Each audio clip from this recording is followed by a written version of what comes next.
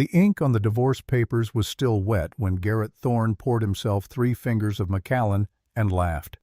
Not the polite chuckle he saved for investor meetings or the forced grin he wore at charity galas, but a deep, genuine laugh that rattled the floor-to-ceiling windows of his 42nd floor office. Outside Chicago sprawled beneath him like a kingdom he'd conquered by sheer force of will, the lights of the financial district glittering against Lake Michigan's dark expanse. He raised his glass to his reflection in the window, toasting the man who'd finally cut loose the anchor dragging him down. Vivienne stood near the door clutching the same canvas tote bag she'd carried for 6 years. The cardigan she wore had cost $12 at a thrift store in Pilsen, and her jeans were practical in the way only truly cheap denim could be.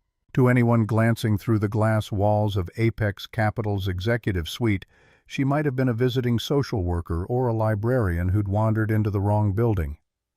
To Garrett, she looked like a mistake he'd made at 27, a lapse in judgment he was finally correcting. "The papers are on the credenza, Vivienne." Garrett didn't look up from his laptop screen where projections for the Series C funding round glowed in neat columns of green. "I've already signed. Just need your scribble, and you can go back to whatever it is you do all day. Clipping coupons, knitting socks." Vivienne walked to the credenza with movements that were slow and deliberate, each step measured. She didn't look angry, didn't look sad. She looked resigned, like a woman who'd known this moment was coming and had made her peace with it months ago. Her fingers traced the edge of the document, pausing at the settlement terms. $350,000, the studio apartment in Brooklyn she'd been living in since he'd asked her to move out, and the 2015 Honda Accord parked in the garage downstairs. Generous, according to the prenuptial agreement she'd signed 6 years ago without reading past the first page. "Hello, Garrett." The words hung in the air between them, simple and devastating in their lack of accusation. No anger, no tears, no dramatic pronouncements. Just 2 words that somehow made the marble and leather opulence of his office feel colder. Garrett stood adjusting the cuffs of his bespoke suit with the practiced ease of a man who'd learned to dress for the life he wanted before he could afford it. "Let's not pretend this is a social call, Vivi. This is a transaction. A liquidation of a bad asset. You get the apartment and the car. I get my life back. It's more than fair considering you brought nothing into this marriage but student debt and a cat that sheds on everything." He walked to the minibar, the same minibar where he'd celebrated closing his Series A 3 years ago, where he'd kissed Sloane Wexler for the first time while Vivienne was visiting her grandmother in Connecticut. The scotch tasted like victory, smooth and expensive and earned. "I supported you while you built this firm, Garrett." Vivienne's voice was soft, not pleading, but stating a fact the way someone might mention the weather. She picked up the pen, a heavy Mont Blanc that Garrett kept on the credenza specifically for signing important documents. The weight of it seemed to surprise her. "I worked 2 jobs so you could take those unpaid internships at venture firms. I paid for your first interview suit at Brooks Brothers. I edited every pitch deck you sent to investors for 3 years. And you've been repaid." Garrett's veneer of cool detachment cracked just enough to let irritation seep through. He took a long sip of scotch, letting the burn settle before continuing. "I paid off your student loans. All $43,000 of them. I bought you that Honda. But let's be real, Vivienne. You don't fit here." He gestured vaguely at the opulent office, at the Eames chairs, and the imported Italian marble desk that cost more than most people's annual salary then, at the city skyline beyond. "I'm merging with Donovan Capital next month. Do you know what that means? It means galas in New York. It means dinners with senators and tech founders who've actually changed the world. I can't have a wife who looks like she buys her wardrobe by the pound standing next to me when Fortune magazine wants a profile. It's bad for the brand." Vivienne looked down at the divorce decree, her eyes scanning the dense legal text without really reading it. Irreconcilable differences. The phrase was so bloodless, so clinical. It reduced 6 years of marriage to a checkbox on a form. "Is that what this is about, Sloane?" She didn't say the name with jealousy, didn't inject venom into the syllables. If anything, there was pity in her voice, the kind of sad understanding you might feel for someone making a choice they'd regret but couldn't see yet. Garrett smirked the scotch, making him honest in ways he'd never been when sober. Sloane understands this world. She's a VP of marketing. She speaks 3 languages. She went to Wharton. She looks the part, Vivi. You're invisible. You've always been invisible. He took another sip, enjoying the burn, enjoying the power of finally saying what he'd been thinking for 2 years. Sign it, Vivienne. Stop dragging this out. You're getting a settlement that most people would kill for. Take it, and find a nice, quiet life where you don't have to pretend you understand what a hostile takeover is or why our cap table matters. Vivienne uncapped the pen. For a moment she hesitated, not out of love but out of a final ethical pause, like someone standing at the edge of a cliff double-checking that they'd really chosen to jump. She looked at him, searching for any trace of the man she'd married 5 years ago. The man who'd been ambitious but kind, driven but decent, the man who'd told her over cheap Thai food that he wanted to build something that mattered and asked if she'd build it with him. She found only greed and vanity staring back. "You're right, Garrett. I don't fit in your world." Finally. He muttered it under his breath, already thinking about the press release his PR team would draft. Amicable separation. Both parties wish each other well. Garrett Thorne remains focused on Apex Capital's explosive growth trajectory. Vivienne signed her name in the careful cursive she'd been taught at the Connecticut boarding school Garrett had never asked about. Vivienne Ashford. The scratch of pen against paper seemed to echo in the silent office, a sound like a door closing or a chapter ending. She placed the pen down gently on top of the signed documents. "It's done." Garrett strode over and snatched the papers up, checking the signature as if he expected her to have tricked him somehow, to have signed a fake name or left a blank space. But no, there it was, Vivienne Ashford in neat flowing script. "Perfect. My lawyer will wire the settlement funds to your account within 48 hours. Try not to spend it all on cat food." He turned his back on her, returning to his position at the window, looking out at the city he felt he'd conquered through sheer determination and intelligence. The city that would soon know him as the visionary who'd merged 2 fintech giants and revolutionized mobile banking for the masses. "You can leave your key on the desk on your way out. And Vivienne." "Yes, don't come back. The security downstairs has been updated. You won't be on the list anymore." Vivienne placed her house key on the marble desk with a soft metallic clink that seemed louder than it should have been. She picked up her canvas tote bag, adjusting the strap on her shoulder. "Goodbye, Garrett.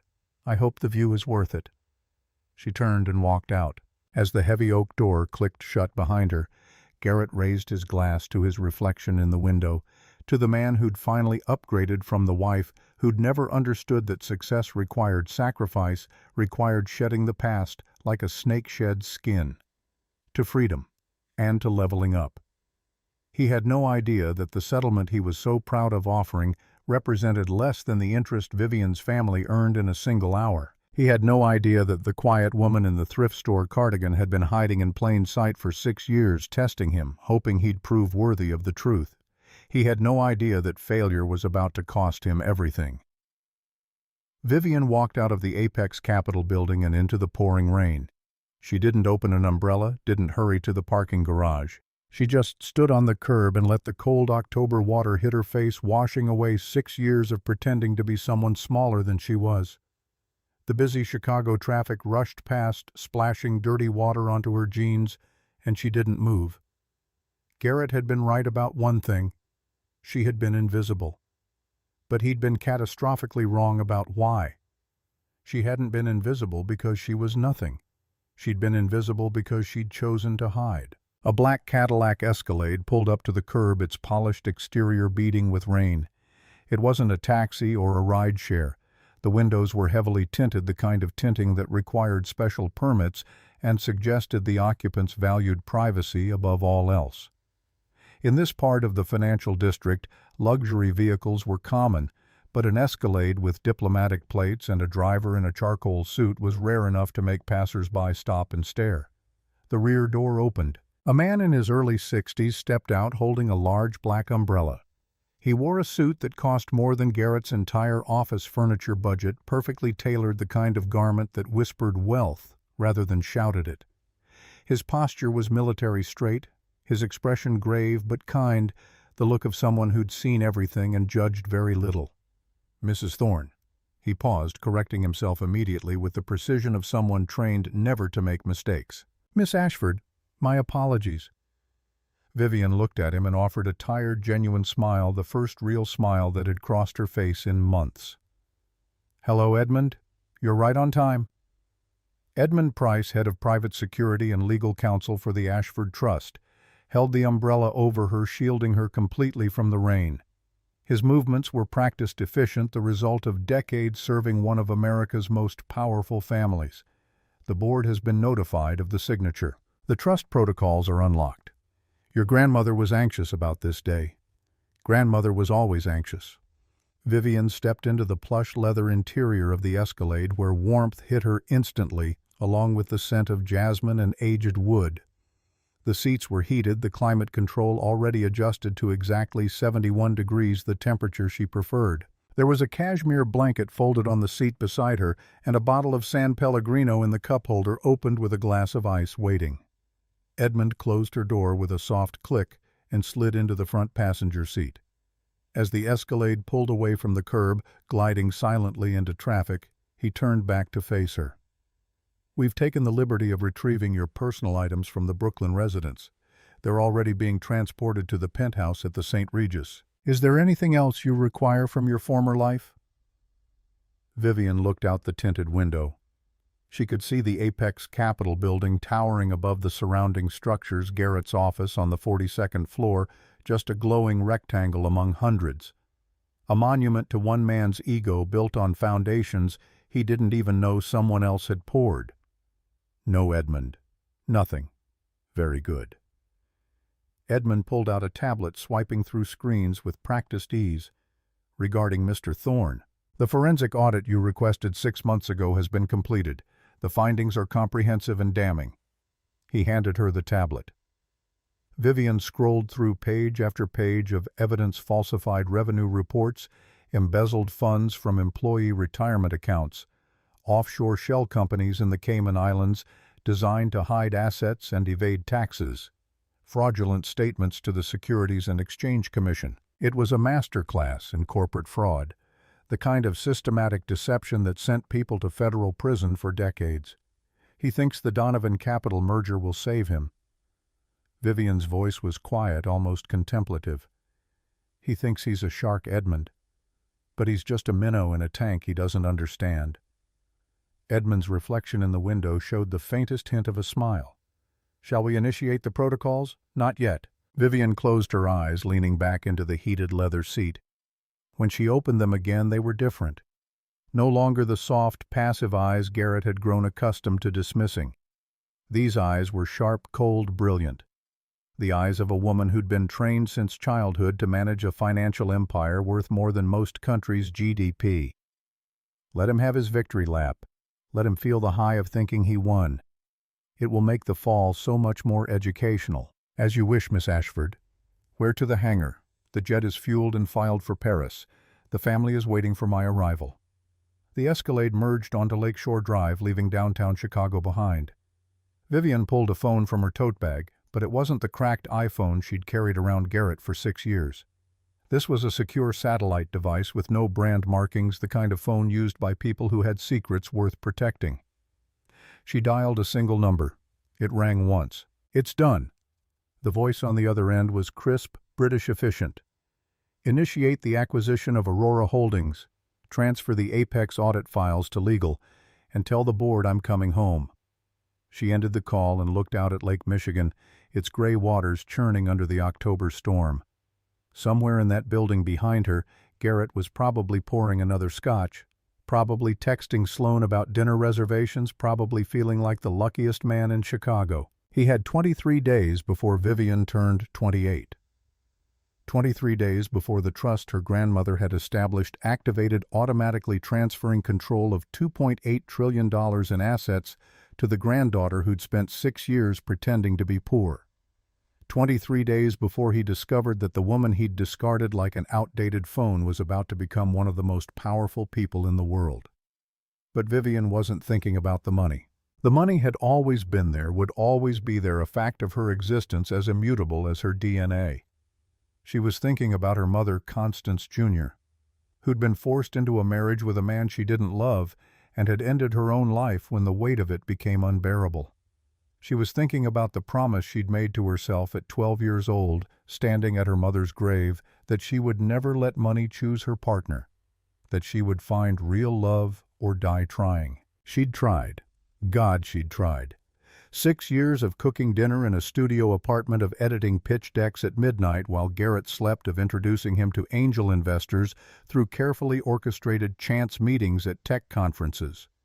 6 years of being the woman behind the man, hoping he'd turn around and really see her not as an asset or a liability, but as a partner. He'd never turned around. The Escalade pulled into the private aviation terminal at O'Hare, driving directly onto the tarmac where a Gulfstream G650 waited, its engines already warming.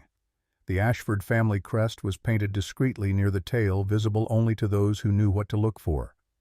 Edmund opened her door umbrella, already deployed against the rain. "Your grandmother left instructions. There's a letter in your cabin." Vivienne climbed the stairs into the jet where the interior smelled like leather and possibility. The cabin was appointed in cream and navy, with seats that converted to beds and a workspace equipped with secure communications equipment. On the desk, in a cream envelope sealed with burgundy wax, was a letter in her grandmother's spidery handwriting. She broke the seal and unfolded the heavy stationery. "Dearest Vivienne, if you're reading this, I'm gone and you're free. Free from the burden I placed on you, the test I designed when you were too young to consent to it. I'm sorry for that. I'm sorry for so much. Your mother died because I forced her into a life she didn't choose. I thought I was protecting the family legacy. I was protecting nothing but my own fear of change. So I gave you a choice. I never gave her 7 years to find love without the weight of our name, or wait until 28 and the money would be yours regardless. You chose to try. That takes more courage than I ever had. If the man you chose proved worthy, you'll have built something real, and you won't need this letter. If he proved unworthy, as I suspect he has, then you've learned the hardest lesson, that some people will only ever love what you can give them, never who you are. Don't let that make you hard, darling girl. Don't let it make you cruel.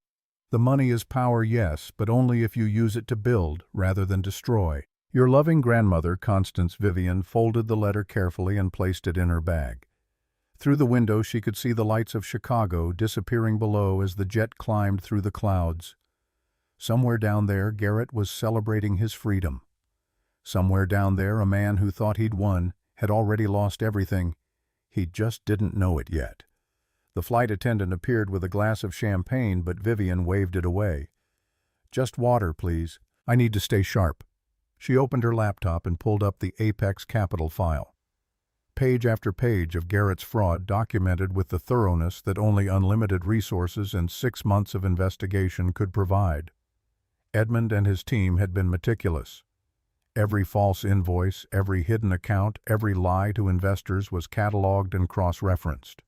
But buried in the financial documents was something else, something Garrett had no idea existed. Vivienne opened a separate folder labeled Intellectual Property and smiled for the second time that day. This smile was different from the tired one she'd given Edmund. This smile had teeth. 3 years ago, acting through a subsidiary corporation she controlled, Vivienne had filed a provisional patent for a financial technology algorithm. The filing had been done quietly through lawyers in Delaware who specialized in protecting tech innovations before they went to market. The algorithm was described in dense technical language that would mean nothing to most people but everything to anyone in fintech. It was the same algorithm that powered Apex Capital's entire platform, the algorithm that Garrett presented to investors as his own revolutionary innovation, the algorithm that Vivienne had coded over 6 months of sleepless nights, teaching herself advanced programming on top of the accounting work she was doing during the day. Garrett had presented her work as his own. He'd built a company valued at $800 million on intellectual property he'd stolen, probably without even realizing he was stealing it. He'd simply assumed that anything his wife did belonged to him by default. The patent had been granted 18 months ago. The Ashford Trust, through its subsidiary Aurora Holdings, owned the IP that Apex Capital had been licensing without knowing it. Every dollar Garrett made, every investor he brought in, every valuation increase was built on a foundation that legally belonged to Vivienne. She pulled up her email and began typing. Edmund Initiate Acquisition Protocols. I want controlling interest in Apex Capital through Nightingale Ventures. Offer $175 million for 51% equity. That's more than fair given their actual revenues versus their fraudulent projections. Schedule a private meeting with Garrett Thorne for Friday, 2 p.m. The Peninsula Presidential Suite. Tell him it's standard due diligence for large investments. Make him think he's won. And Edmund, bring the fraud files. All of them. It's time Mr. Thorne learned what it feels like to be invisible. V. She sent the email and closed the laptop. Outside, the clouds had broken, revealing stars scattered across the night sky like diamonds on black velvet. The jet's engines hummed steadily, carrying her toward Paris, toward the family she hadn't seen in person for 6 years, toward the life she'd been born into and had temporarily set aside in the foolish hope that love might matter more than money. Garrett had taught her a valuable lesson tonight. He'd taught her that some people were constitutionally incapable of seeing past surfaces, that some people would only ever value what glittered rather than what endured. He'd taught her that hiding her power hadn't revealed his character. It had simply allowed his worst traits to flourish unchecked. She wouldn't make that mistake again. The flight attendant returned with water in a crystal glass. We'll be landing in 8 hours, Miss Ashford. Can I prepare the cabin for sleep? Not yet. I have work to do. Vivienne pulled out a legal pad and began writing notes for Friday's meeting. She would let Garrett have his 2 weeks of triumph. She would let him celebrate with Sloan, let him plan the merger with Donovan Capital, let him imagine a future where he was the visionary founder who'd made it without help from anyone. And then she would show him the truth. Not because she hated him, though there was anger buried deep beneath her careful composure, but because justice demanded it. Because 6 years of invisible labor deserved recognition. Because the algorithm that made Apex possible had been written by her hands, coded with her mind, protected with her family's legal resources. Because Garrett Thorne needed to learn that underestimating people had consequences.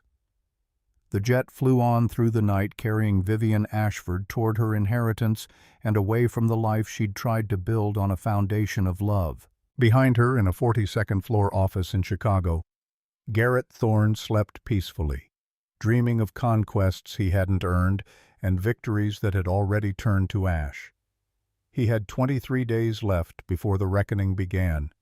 23 days before he learned that the greatest mistake of his life hadn't been marrying Vivienne Ashford. It had been underestimating her. 2 weeks after the divorce, Garrett Thorne felt invincible. The legal separation had been finalized with remarkable speed, his attorneys steamrolling through the process with the efficiency that expensive legal counsel could purchase.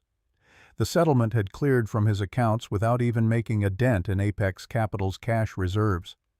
Vivienne had disappeared completely, no forwarding address beyond the Brooklyn studio he'd already forgotten about, no emails, no texts, nothing. She'd simply vanished from his life as thoroughly as morning fog burned away by sunlight.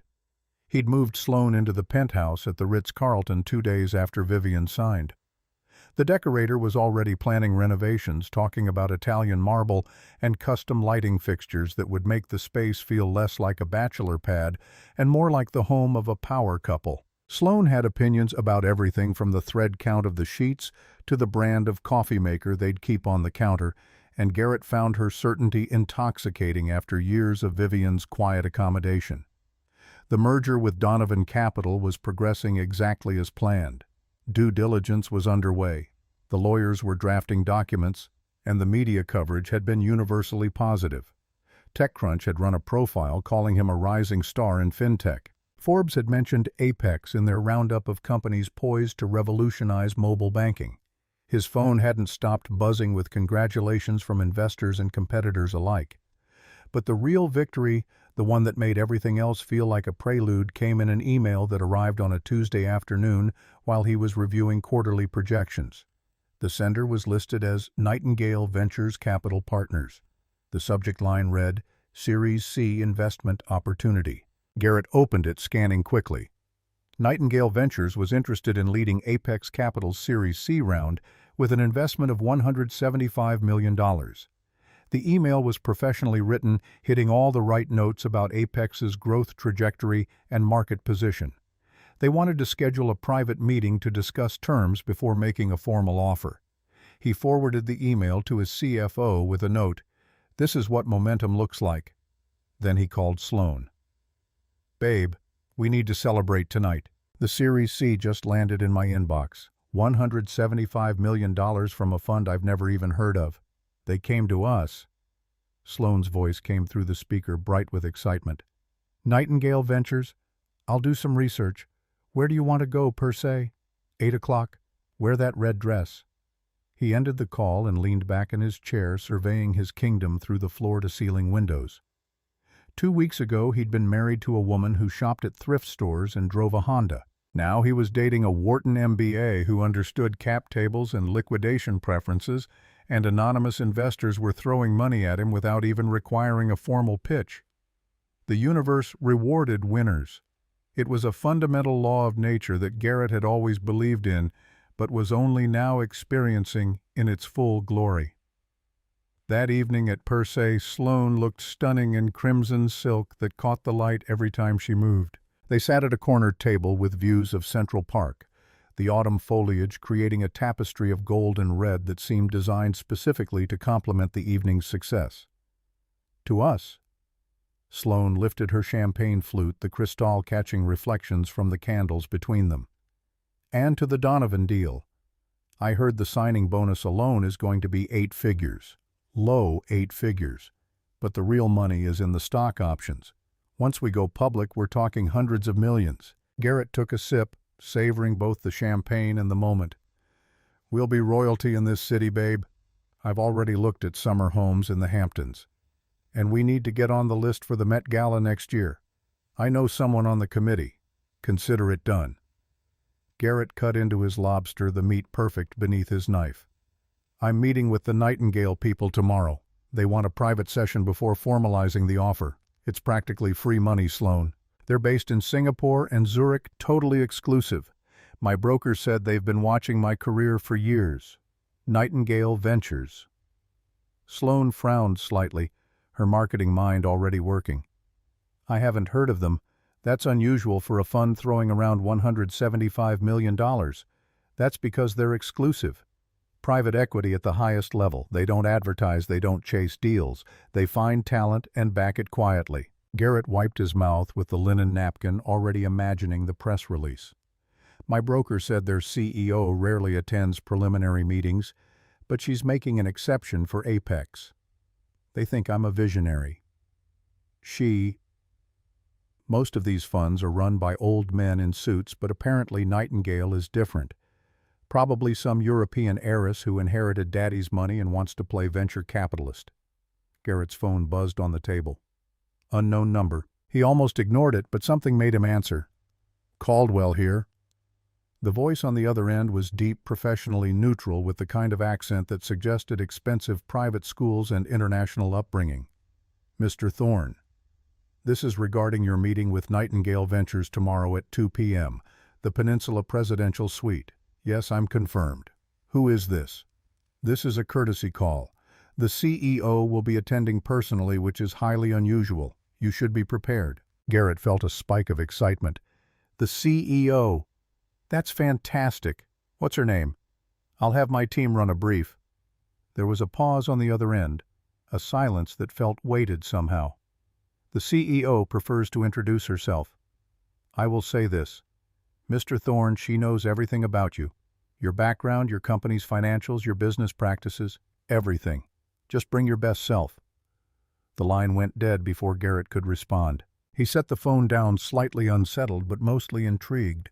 Across from him, Sloane raised an eyebrow. "What was that Nightingale? They're sending the CEO tomorrow. She apparently knows all about me." Sloane's frown deepened. "That's a little weird, don't you think? Why would a CEO attend a preliminary meeting? Because this is a $175 million investment and I'm worth her time." Garrett pushed away the flicker of unease. These eccentric billionaires love their power plays. She probably wants to size me up in person. Who cares, as long as the check clears? The next morning, Garrett dressed carefully. He'd been told to bring financial records from 2018 to present, so he'd compiled everything into a leather portfolio that looked professional, but not desperate.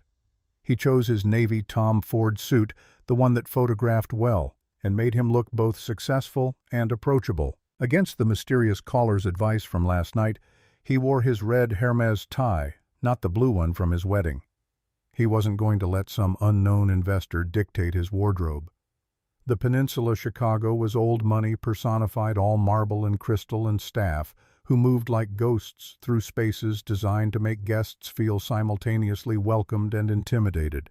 Garrett had been here before for meetings and dinners, but never to the presidential suite. That was reserved for visiting dignitaries and people whose wealth required privacy. The elevator ride to the top floor felt longer than it should have. Garrett checked his reflection in the polished brass doors, adjusting his tie one last time. He looked good, more than good. He looked like exactly the kind of founder that smart money bet on. The suite doors were already open when he arrived. Inside the space was even more impressive than he'd imagined, floor-to-ceiling windows overlooking Michigan Avenue furniture that looked like it belonged in a museum, and a conference table that could seat 12 but currently held only one occupant. Edmund Price stood by the window, his charcoal three-piece suit perfectly tailored, his posture suggesting either military background or decades of formal service. He was older, early 60s, with silver hair and eyes that missed nothing. "Mr. Thorne." Edmund's voice carried the same neutral professionalism as the phone call last night. "Please sit. I'm here to facilitate today's discussion. My name is Edmund Price." Garrett shook his hand, noting the strength in the older man's grip. "I'm here to see the CEO. Is she running late?" "The CEO is never late, Mr. Thorne. She's simply allowing me to handle some preliminaries." Edmund gestured to a chair. "I trust you brought the requested financial documents." Garrett set his portfolio on the table, suddenly feeling like he was in a job interview rather than an investment negotiation. "Everything from 2018 forward as requested, though I'm not sure why you need 3 years of records for a Series C investment." "Due diligence." Edmund opened his own leather folder, pulling out a tablet and several printed documents. "Nightingale Ventures manages $2.8 trillion across diversified holdings worldwide. We don't invest, Mr. Thorne. We acquire. And before we acquire anything, we know exactly what we're buying." The number hung in the air between them. $2.8 trillion. That was sovereign wealth fund territory, the kind of money that could buy small countries or reshape entire industries. "I wasn't aware Nightingale was that large. Most people aren't. We prefer discretion." Edmund slid a document across the polished table. "Before we discuss the investment, I need you to review these findings from our preliminary audit." "Audit. I didn't authorize any audit. You didn't need to. Public filings, whistleblower interviews, forensic analysis of your company's financial statements. All perfectly legal, Mr. Thorne. You might want to sit down."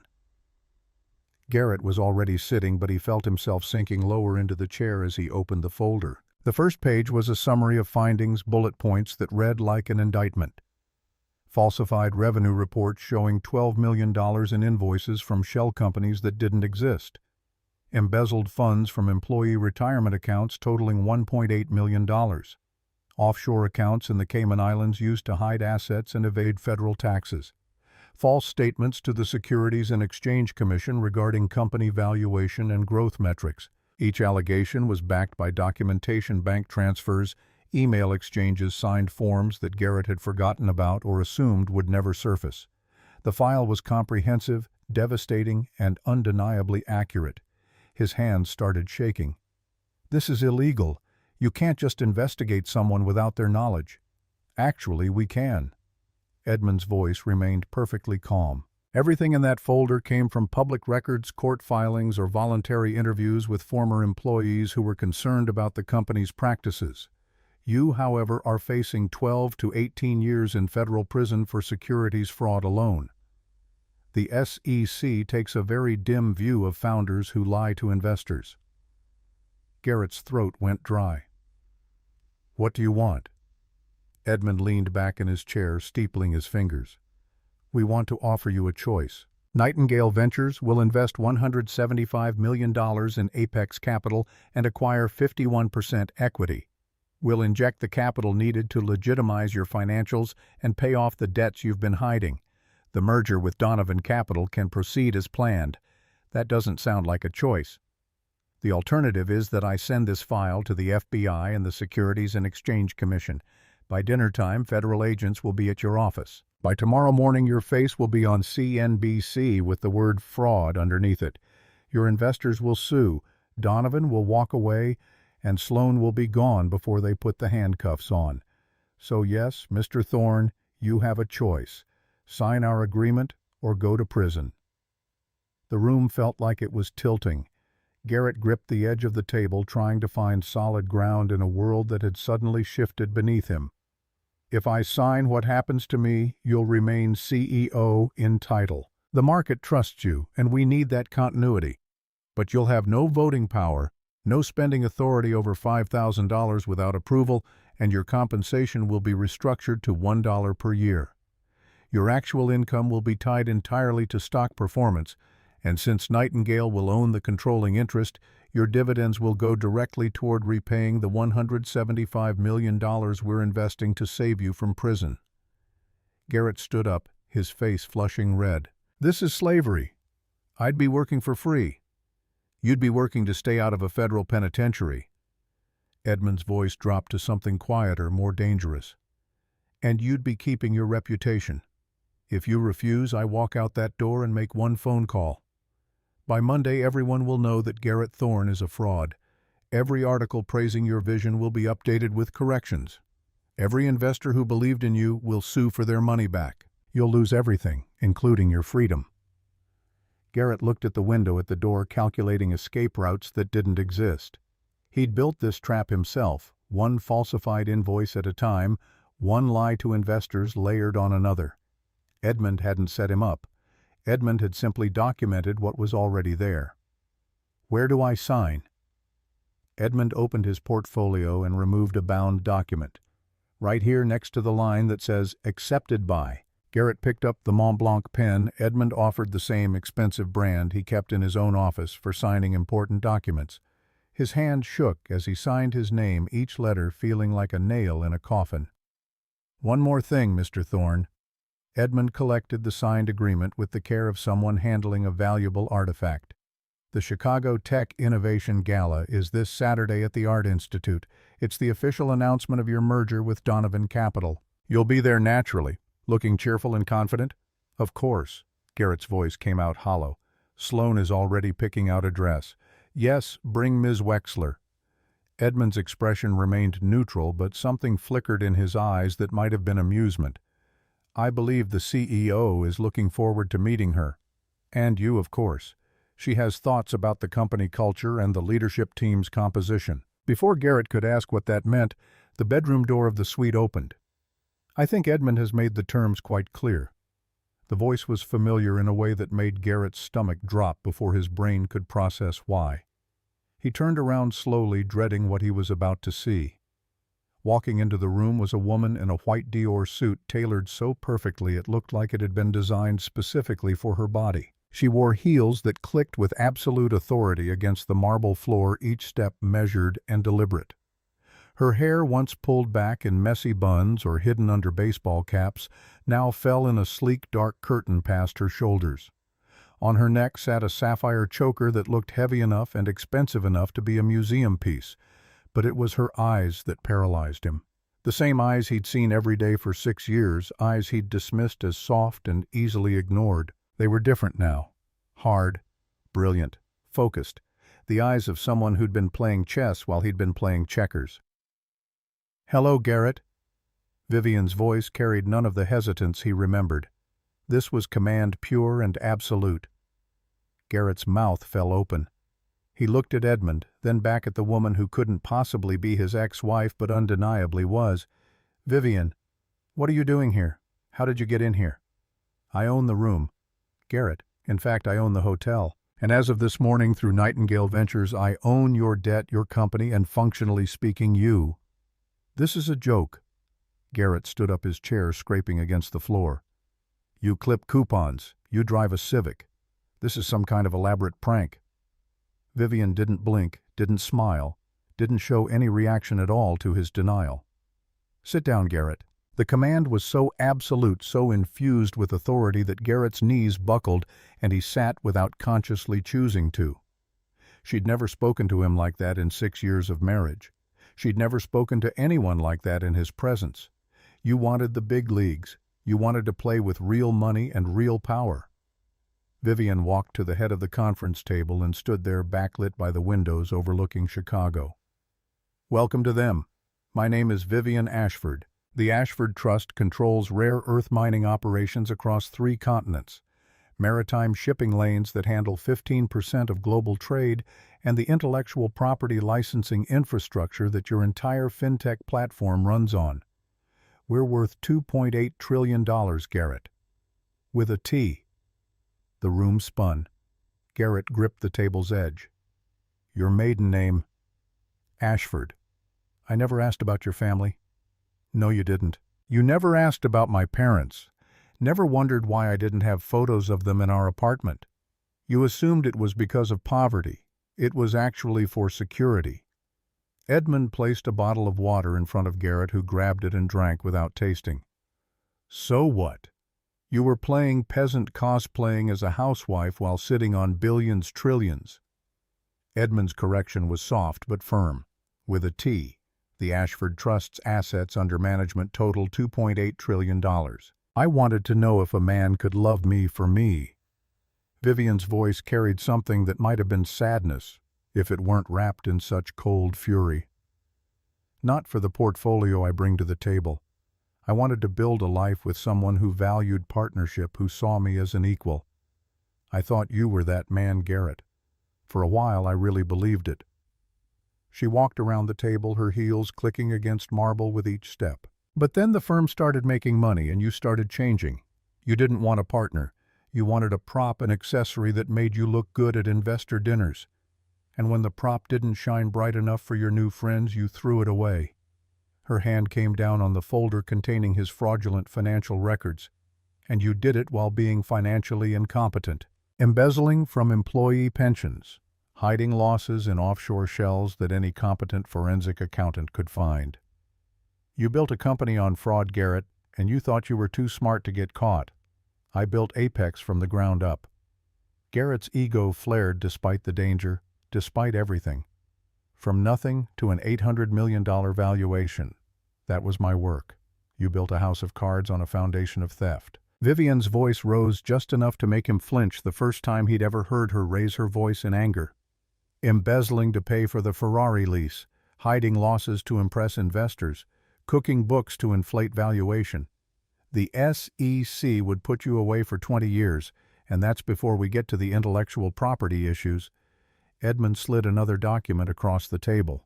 This one was different, stamped with official seals and dense with legal language. Provisional patent filing granted 18 months ago. Algorithm for distributed financial transaction processing with quantum-resistant encryption. Garrett stared at the words, trying to make sense of them through the fog of shock. I don't understand. The algorithm that powers Apex Capital's entire platform. The code that makes your app revolutionary. The intellectual property that convinced investors you were a genius. Vivienne opened a laptop and turned the screen toward him. 47,000 lines of code.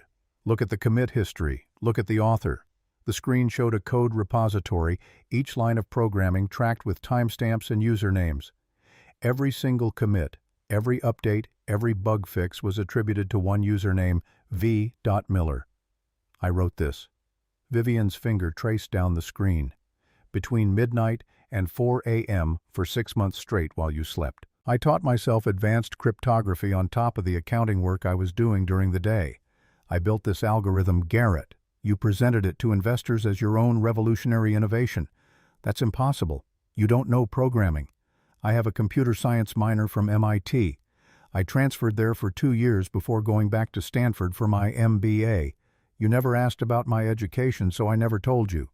The floor dropped out from under him. Every presentation he'd given, every investor pitch where he'd explained the technical innovations that made Apex special, every article that praised his coding genius had been based on work his wife had done while he slept. Through Aurora Holdings, a subsidiary of the Ashford Trust, I filed for patent protection 3 years ago. Edmund's voice cut through Garrett's spiraling thoughts. You've been licensing intellectual property that legally belongs to Miss Ashford. Every dollar you made, every investor you brought in was built on a foundation that she owns. So, this is it. Garrett's voice came out broken. You're going to send me to prison. Revenge for the divorce. No. Vivienne closed the laptop with a soft click. That would be too easy, and it would destroy the company. Despite your mismanagement, the engineering team is talented and the user base is real. There's actual value here, Garrett. I don't destroy value, I acquire it. Edmund produced yet another document from his seemingly endless portfolio. This is the restructuring agreement. Aurora Holdings will acquire 51% of Apex Capital for $175 million. We'll inject the capital needed to legitimize your financials and pay off the hidden debts. The merger with Donovan Capital will proceed as planned. Garrett looked at the document, hope flickering in his chest despite everything. So I stay CEO. I keep my shares. You'll keep the title of CEO because the market trusts you. But you'll have no voting power, no spending authority above $5,000 without Edmund's counter-signature, and you'll work for me. Vivienne's smile was sharp enough to draw blood. Your salary will be $1 per year. Your compensation will be entirely performance-based, tied to stock value. And since Aurora Holdings will own the controlling interest, your dividends will go directly toward repaying the $175 million you now owe the trust for saving your company from collapse. This is slavery. Garrett stood up his chair, clattering backward. I'm working for free.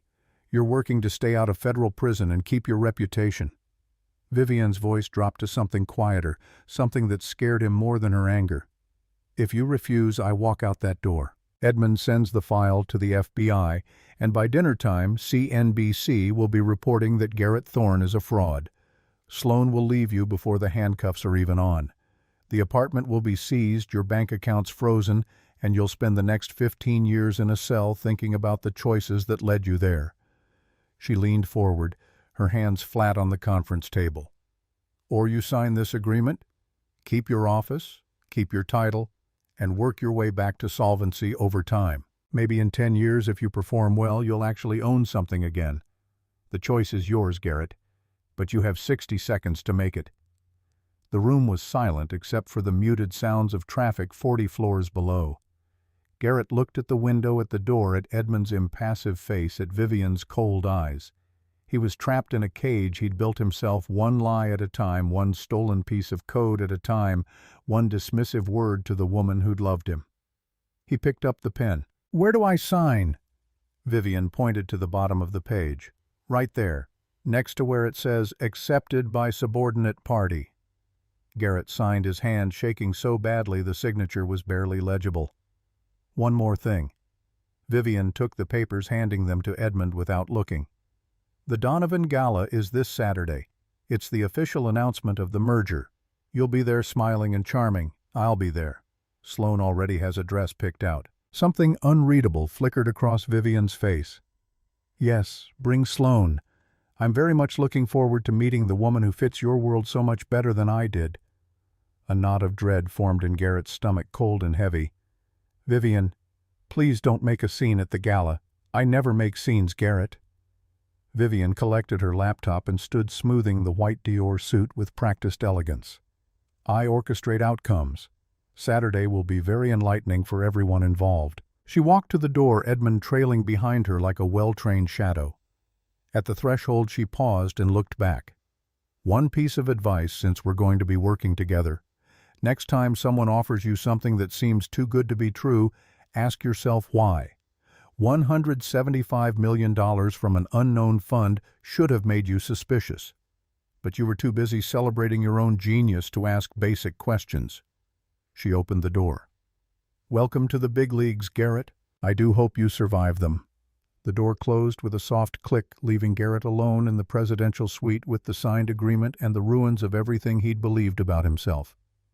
He sat in the silence for a long time, staring at the skyline he'd thought he'd conquered, understanding for the first time that he'd been playing a game whose rules he didn't understand against an opponent he'd never seen coming. Outside in the elevator, descending to the ground floor, Vivienne allowed herself one long, shaky breath. Edmund glanced at her with something that might have been concern. "Are you all right, Miss Ashford?" "I will be, once Saturday is over and he understands the full scope of what he lost." The elevator doors opened onto the lobby. Vivienne stepped out, transforming instantly back into the composed heiress, the woman who controlled billions and showed no weakness. "Prepare the files for the gala. I want every board member from Donovan Capital to see them. And Edmund, yes. Make sure Sloan Wexler's termination paperwork is ready. I want her gone by Sunday morning." The Escalade was waiting at the curb, the same vehicle that had picked Vivienne up in the rain 2 weeks ago. She climbed in and immediately pulled out her secure phone, dialing a number in Paris. "It's done." He signed everything. "Saturday we make it public." She ended the call and looked out at Chicago, passing by the tinted windows.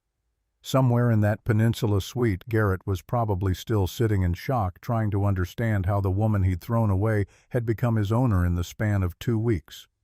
Vivienne had learned something in 6 years of hiding her power. The people who underestimated quiet competence, who confused silence with weakness, who thought wealth had to announce itself with designer labels and luxury cars, those people would always lose to someone patient enough to wait for the right moment. Saturday would be that moment. The Tech Innovation Gala would be Garrett's public coronation as a successful founder and Vivienne's equally public revelation as the power behind his throne. Let him have these last few days of thinking he still mattered. Let him celebrate with Sloan, plan their future, imagine himself important. The fall would be so much more educational when it came from a height. The Chicago Tech Innovation Gala transformed the Art Institute into a temple of ambition and achievement. The grand staircase leading to the main hall had been lined with ice sculptures shaped like circuit boards and binary code melting slowly under gallery lights that cost more per hour than most people earned in a week. The guest list read like a directory of American tech wealth founders who'd sold companies for billions, venture capitalists whose portfolios included half the apps on every phone, and the journalists who chronicled their rise with reverent prose. Garrett Thorne stood near a pillar carved with lions and geometric patterns, nursing his 3rd glass of champagne in 40 minutes. The alcohol wasn't helping. Nothing helped. He'd barely slept since Friday's meeting at the Peninsula, his mind replaying the moment Vivienne walked through that bedroom door in a white Dior suit, transformed into someone he'd never really known. Every time he closed his eyes, he saw Edmund's impassive face presenting documents that cataloged 6 years of fraud with the thoroughness of an autopsy report. Sloan stood beside him in a canary yellow gown that had cost $8,000, the plunging neckline drawing looks from every direction. She'd been thrilled when he'd told her about the Nightingale investment, less thrilled when he'd explained the terms. The conversation had devolved into an argument about why he'd sign away control of his own company, why he'd accept a $1 salary, why he was acting like he'd lost when clearly he'd won. He hadn't told her about Vivienne, couldn't find the words to explain that his ex-wife owned the fund, owned him, owned everything. The revelation would come soon enough. "This is it, Garrett." Sloan's voice cut through his spiraling thoughts, sharp with excitement. "Look, there's Robert Donovan talking to Senator Matthews. We need to go say hello. And I saw the TechCrunch editor by the bar earlier. Stop acting so nervous, you look like you're at a funeral instead of your own coronation." Garrett forced something approximating a smile. "Just give me a minute. I need to get my head right." "Get your head right. We're the stars of this event. The merger announcement is in 20 minutes. This is your moment, Garrett. Act like it." She turned away to scan the room for photographers, her yellow dress moving like a warning flag. Garrett watched her and felt nothing except a vague sense of impending disaster. 2 weeks ago he'd thought Sloan was the upgrade, the woman who understood ambition and success in ways Vivienne never could. Now she felt like evidence of how badly he'd misread everything. His phone buzzed. Unknown number. Against his better judgment, he answered. "Mr. Thorne, this is Edmund Price." The CEO will be arriving in approximately 7 minutes. I'm calling as a professional courtesy to suggest you prepare yourself." The line went dead. Garrett's hand tightened around his champagne flute hard enough that the crystal threatened to shatter. 7 minutes. 7 minutes until Vivienne made her entrance, and this entire evening transformed from celebration to execution. "Did you ever find out who the investor is?" Sloane turned back to him, oblivious to his distress. "The woman from Nightingale who's supposedly attending tonight, I found out." Garrett's voice came out hollow. "And you'll see soon enough." "What's that supposed to mean?" Before Garrett could answer, the hum of the ballroom changed. It wasn't a silence, but a shift in frequency, like an orchestra pausing before the crescendo. Heads turned toward the grand staircase where guests had been arriving in a steady stream for the past hour. The whispers started at the back of the room and rolled forward like a wave gathering strength. Robert Donovan, whose name graced the capital firm Garrett was merging with, broke away from his conversation with Senator Matthews and walked toward the staircase with a look of reverence that Garrett had never seen the hard-nosed investor wear. Donovan was a man who'd made his fortune through hostile takeovers and aggressive market plays. He didn't defer to anyone. "Who is that?" Sloane stood on her tiptoes, craning to see over the crowd. At the top of the grand staircase stood a woman in an Elie-Saab gown the color of fresh blood. The crimson silk draped off her shoulders in a way that suggested the dress had been designed specifically for her body, catching light with every movement. Around her neck, the sapphire choker blazed with blue fire under the gallery's lighting, each stone the size of a thumbnail. She descended the stairs alone, not needing an escort or announcement. Every step was measured, deliberate, the movement of someone who'd been trained from childhood to command attention without demanding it. "My God." Sloane's whisper carried genuine awe. "Is that—" "Yes." Garrett's throat felt like sandpaper. "That's her." Vivienne reached the bottom of the staircase where Robert Donovan waited, and the older man actually bowed slightly, taking her hand with the deference usually reserved for visiting royalty. "Miss Ashford, we are honored, truly honored. We didn't expect you to attend in person." Vivienne's voice carried across the ballroom with crystalline clarity, pitched perfectly to sound both intimate and public. "I felt it was important to oversee my new investments personally, Robert. And please, we've known each other since I was 14.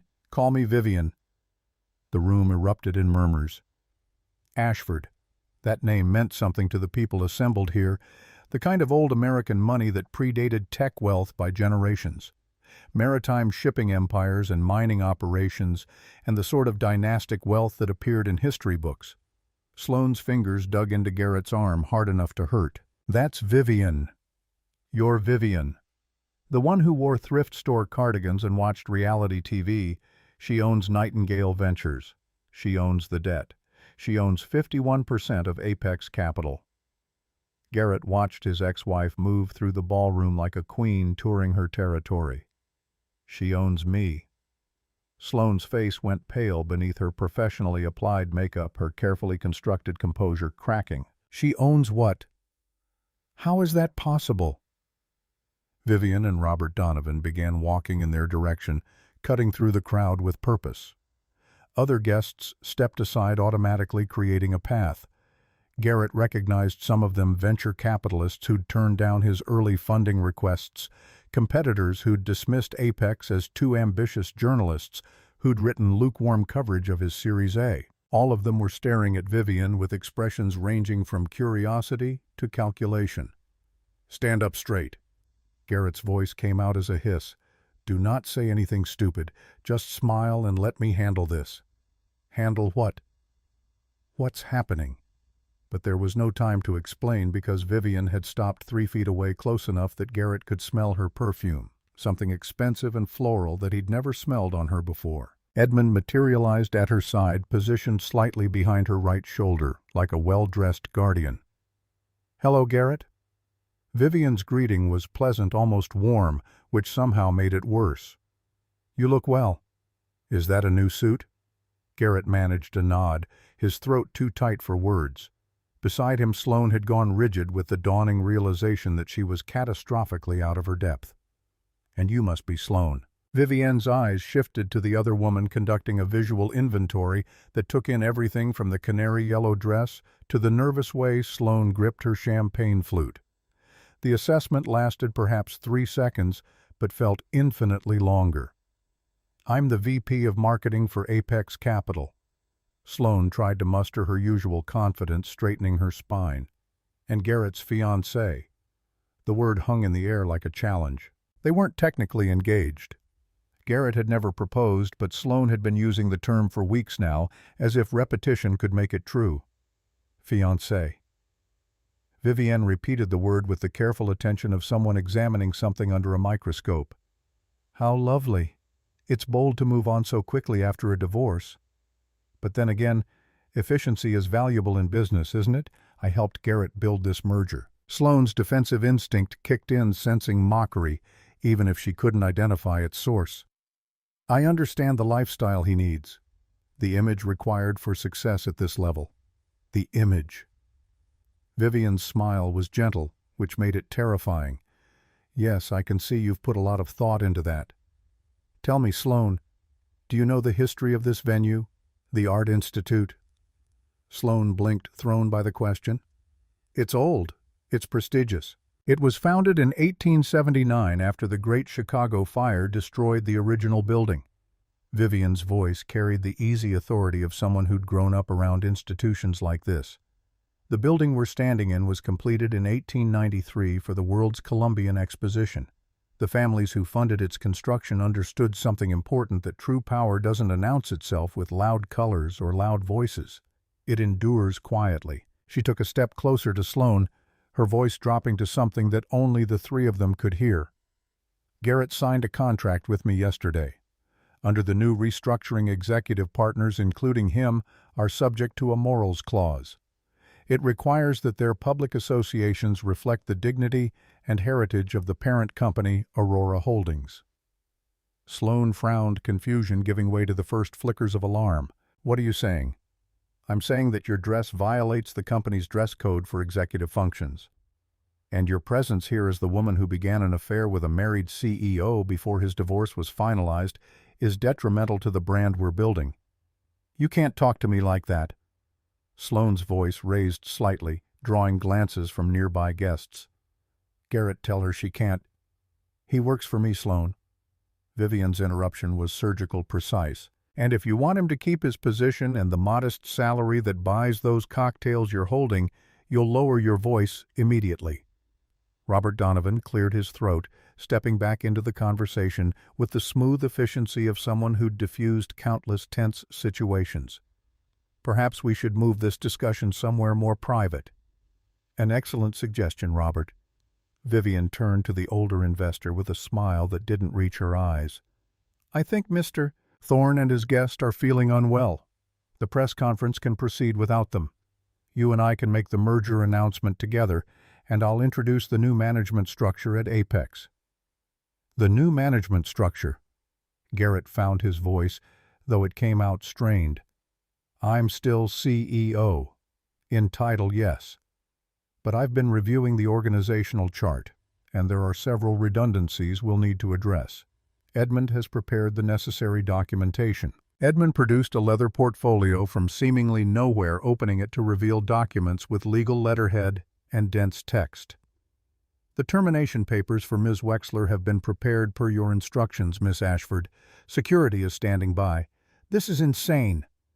Sloane pulled her arm away from Garrett's grip, her voice rising to a near shout. "I'm the VP of Marketing. You can't just fire me. Actually, I can, and I have." Vivienne accepted this portfolio from Edmund and removed a document holding it so Sloane could see her name clearly visible at the top. "As of 5 p.m. today, your position was eliminated due to redundancy. We've consolidated marketing under the Director of Brand Strategy, who actually has a degree in the field rather than an executive boyfriend. Your severance package is generous. 3 months' salary plus the standard benefits continuation." "Didn't you check your email?" Sloane's face went from pale to red, humiliation washing over her in visible waves. Around them, other guests had noticed the commotion. Phone cameras appeared pointed discreetly but unmistakably in their direction. Whatever was happening here would be documented, dissected, shared across social media within minutes. "Garrett, are you going to let her do this to me?" Sloane turned to him with desperation sharpening her features. "You said you were running this company. You said I said a lot of things that turned out not to be true." Garrett's voice came out flat, defeated. "The reality is that I signed control away to save myself from federal prison, and now I work for my ex-wife at $1 a year while trying to pay back the money she invested to legitimize the fraud I committed. So no, Sloane, I'm not going to stop her. I can't." The confession spilled out before he could stop it, the weight of the last 2 days crushing his ability to maintain the facade. Around them, the murmuring grew louder. Journalists were definitely recording now, their phones held high enough to capture both video and audio. "Edmund, please have security escort Ms. Wexler to the exit."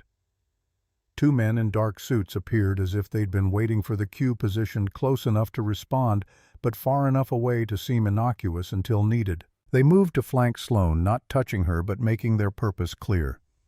"This is humiliating." Sloane's voice cracked, genuine distress breaking through her carefully constructed image. "You're humiliating me in front of everyone who matters in this industry. I'm sorry you feel that way."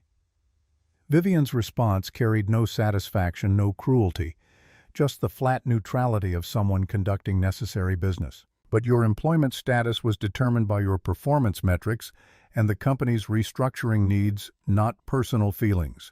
The security team will help you collect your belongings from the office Monday morning. I wish you the best in your future endeavors. I'm not leaving with you, Garrett." Sloane pulled away from him completely, her eyes bright with tears that threatened her makeup. "You're not a CEO. You're a puppet. A broke, powerless puppet who let himself get completely played, and I'm not wasting another second on someone this stupid." She turned and walked toward the exit, the 2 security personnel trailing at a respectful distance. Her yellow dress moved through the crowd like a warning light fading into darkness. Other guests parted to let her pass, their expressions a mix of curiosity and schadenfreude. Someone would have video of this online before she even reached the parking garage. Garrett stood frozen, the reality of what had just happened slowly penetrating the fog of shock. He'd been publicly humiliated. His relationship with Sloane had imploded in front of Chicago's tech elite. And Vivienne had orchestrated it all with the calm precision of a surgeon removing a tumor. The murmuring around them had grown into actual conversation, speculation running through the assembled guests like electricity through a circuit board. Robert Donovan touched Vivienne's elbow gently, his voice pitched low but still audible to Garrett. "Perhaps we should proceed with the announcement. Give people something else to focus on besides the drama." "An excellent idea." Vivienne turned back to Garrett with an expression that might have been pity if it weren't wrapped in such cold professionalism. "You're dismissed, Garrett. Go home. Edmund will email you the employee handbook and your schedule for next week. Be at your desk Monday morning at 8 a.m. sharp. We have a lot of work to do if we're going to turn Apex into something sustainable. This is my merger, my company." Some last flicker of pride made Garrett try to stand his ground, though his voice lacked conviction. "I should be up there making the announcement. You haven't earned that privilege." Vivienne's voice dropped lower, meant only for him. "And more importantly, you don't own enough of the company to make demands. If you'd like to keep the title of CEO and avoid federal prosecution, I suggest you leave quietly and let Robert and me handle the public relations. Unless you'd prefer I explain to these journalists exactly why the merger terms changed and who's actually in control now." The threat was delivered with such perfect calm that it took Garrett a moment to register it as a threat at all. But the implication was clear. Go quietly, or be exposed publicly in even more devastating detail, and Vivienne held all the cards to make either option reality. He set his champagne flute on a passing waiter's tray and walked toward the exit without another word, moving through a crowd that had suddenly become hostile in its curiosity. He heard whispers as he passed, fragments of speculation that would solidify into stories by morning, his name attached to words like fraud and puppet and completely owned. By tomorrow, every tech journalist in the country would know that Garrett Thorne had lost his company to his ex-wife and been publicly neutered at his own celebration. The Uber he called was waiting outside when he emerged into the Chicago night, the autumn air cold enough to make him wish he'd grabbed his coat. The driver tried to make conversation but gave up after Garrett's monosyllabic responses. The ride back to the Ritz-Carlton penthouse took 20 minutes through traffic, and Garrett spent every second replaying the evening's disaster, each humiliation sharp and fresh as the last. The penthouse felt cavernous when he entered the decorator's recent changes, making it feel less like a home and more like a hotel suite designed for someone with money but no identity. Sloane's things were still scattered across the bedroom makeup on the bathroom counter. Shoes by the closet, a half-empty champagne bottle on the nightstand from this morning when they'd toasted the evening ahead. She wouldn't be back to collect them. She'd hire someone for that, or maybe she'd just abandon it all as evidence of a mistake she'd made betting on the wrong man. Garrett poured himself scotch from the minibar, the same Macallan he'd been drinking the night Vivienne signed the divorce papers. The symmetry felt intentional somehow, like the universe completing a circle. He stood at the window looking out at Lake Michigan, the same view that had seemed like proof of his success just weeks ago now, just a reminder of height from which he'd fallen. His phone buzzed with notifications, news alerts, text messages from investors asking what happened at the gala, emails from board members requesting emergency meetings. He ignored all of them and opened his laptop instead, pulling up the Apex Capital website. His photo was still there on the leadership page, still listed as founder and CEO. By Monday, that would probably change. His title would remain, but the reality underneath it would be completely rewritten. The scotch wasn't helping. He poured another anyway. At 11 p.m., his phone rang. The caller ID showed a number with a 312 area code, local but unfamiliar. Garrett almost didn't answer, but some masochistic impulse made him pick up. "Mr. Thorne, this is Agent Sarah Chen from the FBI's Chicago Field Office White-Collar Crimes Division. I'm calling about your company, Apex Capital. We've received documentation regarding potential securities fraud, tax evasion, and embezzlement from employee retirement accounts. We'd like to schedule a time for you to come to our office to discuss these allegations. Are you available Monday morning at 9 a.m.? The floor dropped out from beneath him. FBI. Securities fraud. Monday morning. Vivienne hadn't just taken his company and humiliated him publicly. She'd positioned him one step away from federal prison, hanging that threat over him like a blade that could drop at any moment if he failed to perform exactly as instructed. "I have an attorney. Any questions should go through legal counsel." His voice came out steadier than he felt. "Of course, that's your right. Have your attorney contact me at this number Monday morning before 9. But Mr. Thorne, I should tell you that the documentation we received is extremely detailed and well organized. Bank records, email exchanges, signed documents. Whoever compiled it knew exactly what they were doing. I'd strongly suggest you cooperate fully with our investigation if you want any chance of avoiding formal charges." The call ended. Garrett stood in the silent penthouse, the phone still pressed to his ear, understanding with crystalline clarity that he'd miscalculated everything. The divorce hadn't been the end of his marriage to Vivienne. It had been the opening move in a chess game where she controlled every piece and knew the endgame before he'd even realized they were playing. At midnight, exactly as promised, an email arrived from Edmund Price. The subject line read, "Employee Handbook, Organizational Chart, and Weekly Schedule." Garrett opened it with shaking hands. The organizational chart showed his title as CEO, but with dotted reporting lines to Vivienne's position as board chair and Edmund's as chief operating officer. His spending authority was listed at $5,000. His salary $1 annually with performance-based compensation tied to metrics that would take years to achieve even under optimal conditions. Below that was a calendar of mandatory meetings that filled every day. Monday morning staff alignment at 8 a.m. Tuesday board review at 7 a.m. Wednesday, financial audit session at 8:30 a.m.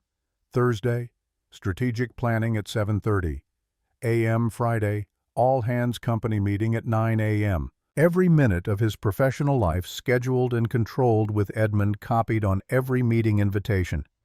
The employee handbook was 200 pages of corporate policies, each one designed to limit his authority while maintaining his title for public consumption. He couldn't hire or fire without board approval, couldn't make media statements without PR team review, couldn't travel on company business without advance authorization from Edmund, couldn't access financial systems without two-factor authentication that required Edmund's approval, couldn't sign contracts above $5,000 without counter-signature. He was a figurehead, a face for the company, while the real power operated behind him, through him, around him. Garrett closed the laptop and returned to the window with his scotch. Below, Chicago glittered with lights that represented thousands of people living their lives, pursuing their ambitions, making their choices. He wondered how many of them had thrown away something irreplaceable because they'd been too arrogant to see its value. He wondered how many had looked at someone who loved them and decided they deserved better, only to discover years later that better was an illusion, and what they'd had was already everything. His phone buzzed again. Another email, this one from his attorney with the subject line, "Urgent FBI Contact." Garrett didn't open it. He knew what it would say. Meet with Agent Chen, cooperate fully. Hope that the fact that the financial irregularities had been corrected through Aurora Holdings' capital injection would be enough to avoid formal charges. Hope that Vivienne's influence and the fact that she now controlled the company would convince federal prosecutors that prosecution wasn't in anyone's interest. Hope, in other words, that his ex-wife would continue protecting him from the consequences of his own fraud. The realization settled over him like a weight. He wasn't just working for Vivienne. He was completely dependent on her mercy, on her continued willingness to keep him out of federal prison. If he failed to perform his duties adequately, if he caused problems or tried to resist her control, she could simply step aside and let the FBI investigation proceed. One phone call from Edmund to Agent Chen withdrawing Aurora Holdings' cooperation, and Garrett would be indicted within a week. He'd built a cage of his own, making one lie at a time, one falsified invoice at a time, one stolen piece of code at a time. And now he was locked inside it with Vivienne holding the only key. The scotch bottle was half empty. Garrett set it down and walked to the bedroom past Sloane's abandoned belongings and collapsed onto the bed without bothering to undress. Sleep wouldn't come, but lying in the dark felt better than standing at that window watching the city that no longer felt like his kingdom. His phone lit up with a new notification, a text message from an unknown number. "You wanted the big leagues, Garrett. Welcome to them. Monday, 8 a.m. Don't be late.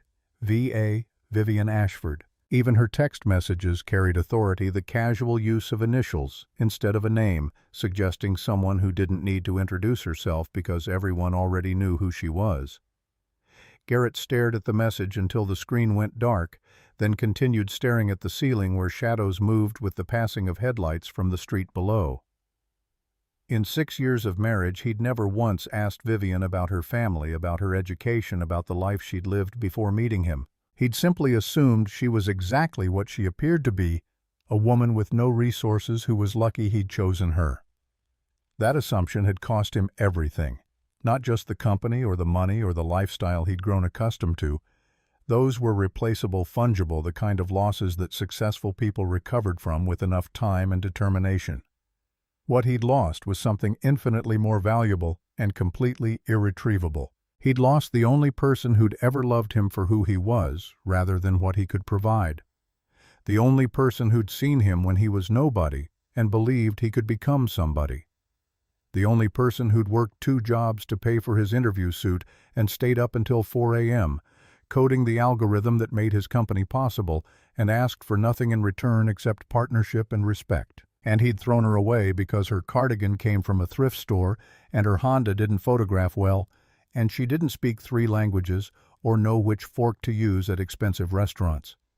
The magnitude of his mistake was so enormous that it transcended regret and entered the realm of existential horror. He hadn't just made a bad choice. He'd revealed something fundamental about his own character, something ugly and shallow that he'd spent his entire adult life pretending didn't exist. Garrett Thornboy, genius founder, visionary CEO, had turned out to be exactly what Sloane had called him, a puppet. Not because Vivienne had pulled his strings, but because he'd never been substantial enough to stand on his own. Every success he'd celebrated had been built on foundations someone else had poured. Every innovation he'd claimed had been coded by someone else's hands. Every investor he'd impressed had been introduced by someone else's connections. Without Vivienne, he'd never been anything at all. The truth of it settled into his bones like radiation poisoning everything. Sleep finally came around 3 a.m., fitful and haunted by dreams where he signed papers over and over again, each signature binding him tighter until he couldn't move at all. Monday morning arrived with the inevitability of a bill coming due. Garrett, dressed in his most conservative suit navy, with a white shirt and subdued tie, the uniform of someone trying to look trustworthy and competent. He arrived at Apex Capital at 7:45, early enough to prove he took the 8 a.m. meeting seriously, but not so early as to seem desperate. The office felt different. The receptionist greeted him professionally, but without the warm familiarity she'd shown before the gala. Word had spread.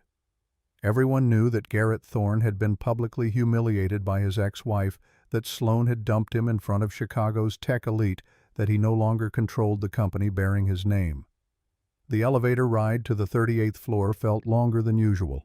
His office was there now, relocated from the executive suite on 42. The space was smaller, but still respectable, with a view of the building next door rather than the lake. His belongings had been moved over the weekend, laptop desk photos, the awards he'd won, that now felt like participation trophies given to children. Edmund was waiting outside his door, tablet in hand, expression professionally neutral. "Good morning, Mr. Thorne. Your 8 a.m. meeting is in conference room C.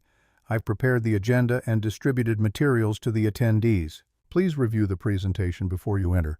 You'll be discussing Q4 projections with the finance team, and they'll expect you to be familiar with the numbers." He handed Garrett a printed packet. The presentation was comprehensive and professionally prepared, exactly the kind of work Garrett used to claim credit for, while someone else did the actual labor. "Thank you." The words felt strange in his mouth. He'd never thanked Edmund before, never acknowledged the work that happened behind the scenes to make him look competent. One more thing. Edmund pulled out a second document. "Agent Chen from the FBI has agreed to postpone your interview until Wednesday at 10 a.m. Your attorney has been notified and will meet you there. Miss Ashford has provided a letter to the FBI confirming Aurora Holdings' cooperation in correcting Apex's financial irregularities. It should help with the investigation. She's protecting me." The realization came out as a statement rather than a question. Miss Ashford is protecting her investment. Edmund's correction was gentle but firm.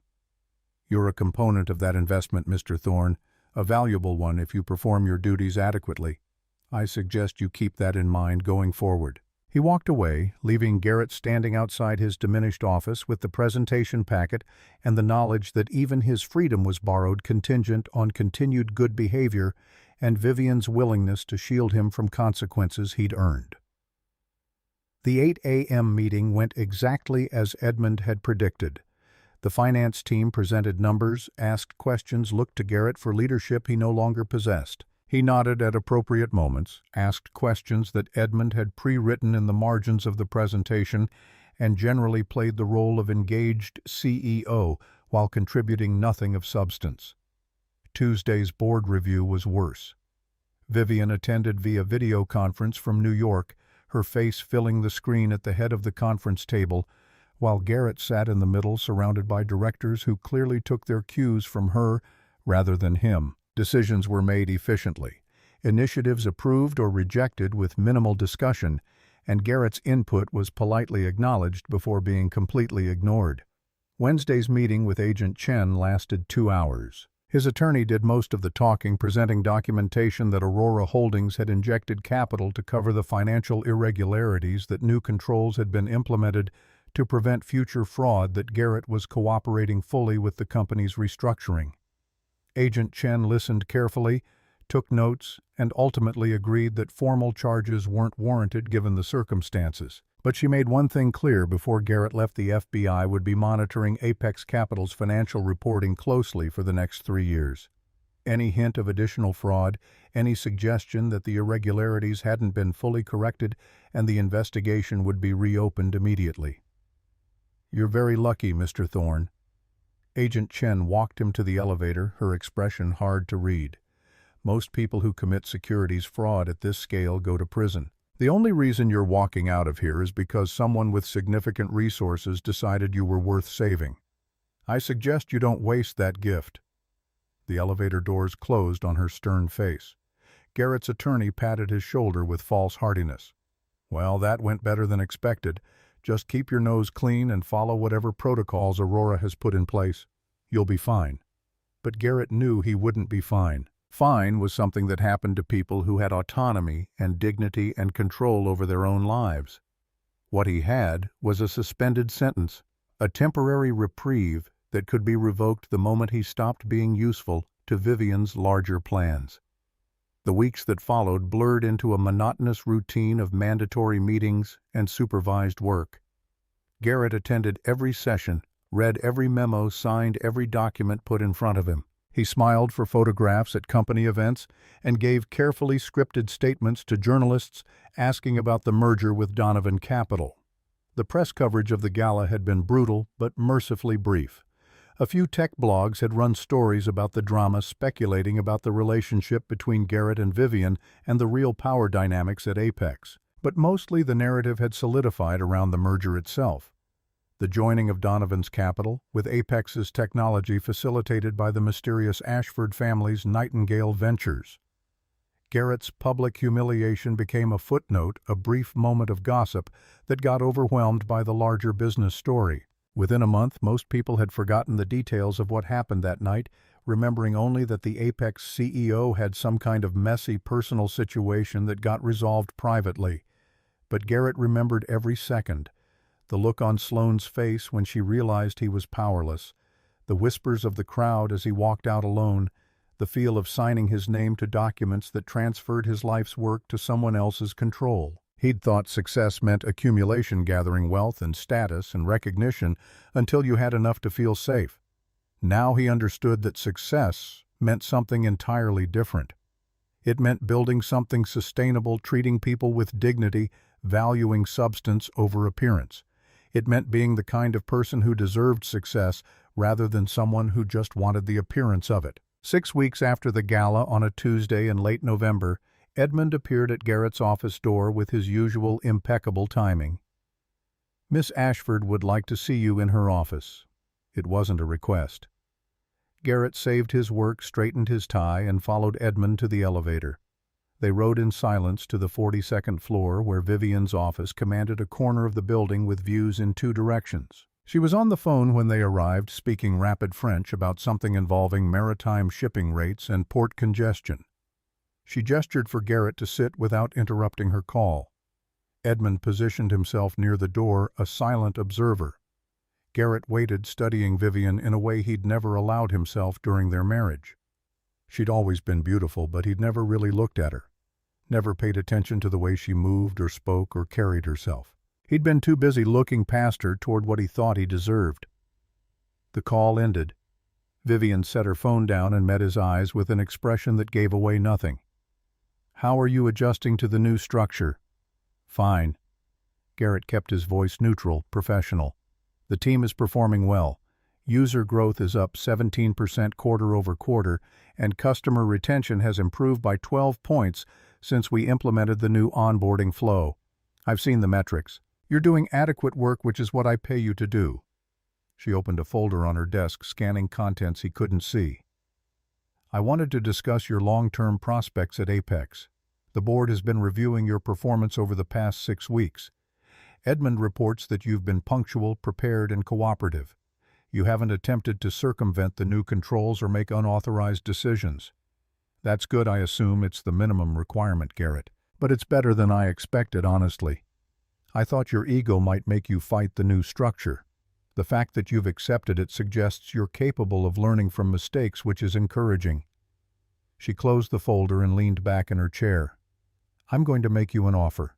If you continue performing adequately for the next 3 years, if you follow the protocols we've established and contribute meaningfully to Apex's growth, I'll restructure your compensation. You'll still report to the board, but your salary will increase to market rate for a CEO of a company this size.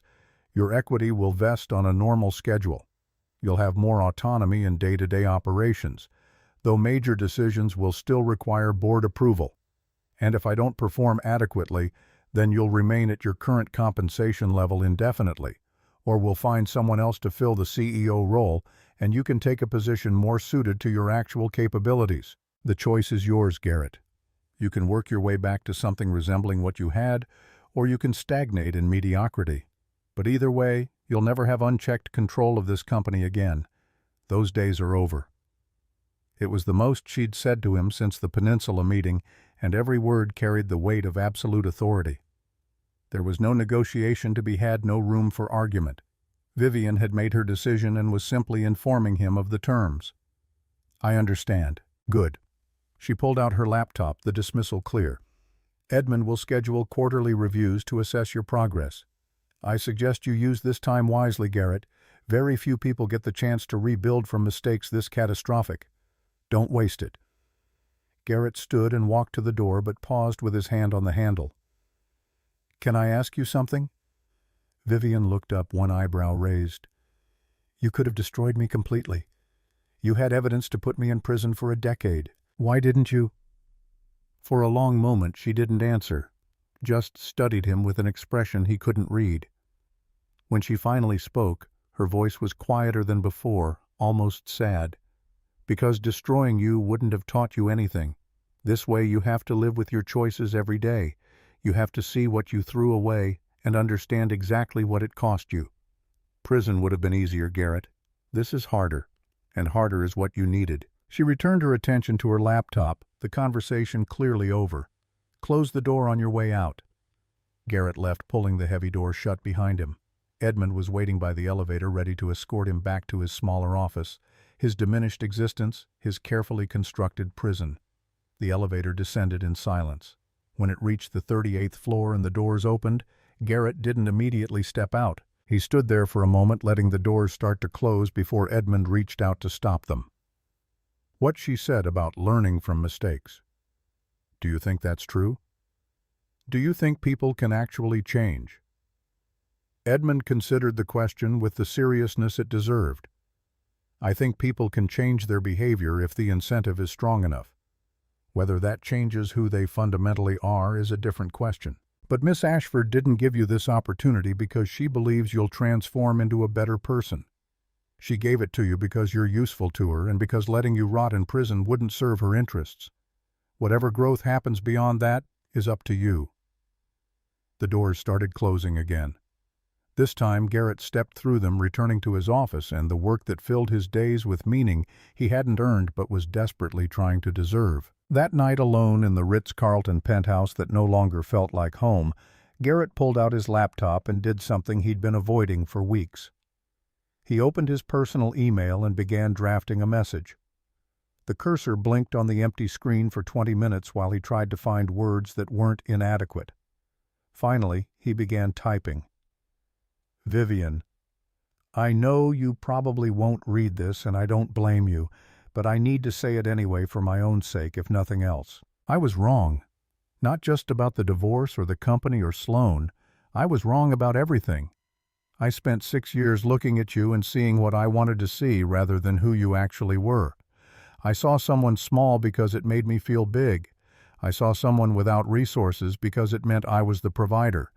I saw someone invisible because I needed to feel seen. I didn't ask about your family because I didn't want to know. I didn't ask about your education because I was afraid it might be better than mine. I didn't ask about your life before me because I needed to believe there was no life before me, that I was the center of your story rather than just a chapter in it. You gave me 6 years to prove I could love you for who you were instead of what I thought you should be. I failed. Spectacularly. And now I understand that I didn't just lose a wife. I lost a partner who saw me at my worst and loved me anyway, who built my success while I took credit for it, who gave me everything and asked only to be seen in return. I see you now. It's too late and it doesn't matter, but I see you now. I don't expect forgiveness. I don't deserve it, but I want you to know that I finally understand what I lost. Garrett. He read it over 3 times, deleting and rewriting sentences, trying to find the right tone between apology and acknowledgement. Finally, he highlighted the entire message and hit delete. Some things didn't need to be said. Vivienne already knew everything he'd written. Sending it would only be another attempt to make himself feel better, to assuage guilt through confession rather than actually changing. And she'd been right about what he needed, not easy absolution, but hard accountability. Instead, he opened his calendar and looked at the next day's schedule. 8 a.m. staff meeting, 10 a.m. product review, 2 p.m. financial audit, 4 p.m. developer stand-up. Every hour accounted for every responsibility clearly defined. He could fulfill those responsibilities adequately and drift through the next 3 years collecting his dollar salary and hoping to earn back a fraction of what he'd lost. Or he could fulfill them exceptionally, not because Vivienne was watching, but because the work itself mattered. Apex Capital served real people who needed better access to financial services. The app had genuine value beyond Garrett's ego. The team he'd assembled was talented and deserving of leadership that prioritized their success over personal aggrandizement. For 6 years, Vivienne had done the invisible work that made his visible success possible. Maybe it was time for Garrett to learn how to do invisible work himself, to code at midnight like she had, to solve problems nobody would thank him for, to build something sustainable rather than something that merely looked impressive. It wouldn't change the past. It wouldn't earn forgiveness. But it might possibly 3 years from now, when Vivienne reviewed his performance for the final time, earn something more valuable, the knowledge that he'd finally learned the lesson she'd been trying to teach him all along. That true success wasn't measured in wealth or status or recognition. It was measured in whether you built something that endured, whether you treated people with dignity, whether you became the kind of person worthy of the opportunities you'd been given. Garrett closed his laptop and looked out at Lake Michigan one final time before bed. The view was the same as always, glittering lights reflected on dark water. But he saw it differently now. Not as proof of his conquest, but as a reminder of how small he actually was in the vast landscape of human ambition and achievement. Somewhere in that city, Vivienne was probably working late in her office, or attending a charity function, or speaking French on the phone about business he'd never understand. Living the life she'd been born to, the life she'd temporarily set aside to test whether love could matter more than money. He'd proven it couldn't, at least not his love. But maybe if he worked hard enough and learned fast enough and became someone worth trusting, maybe someday he could prove that growth was possible even after catastrophic failure.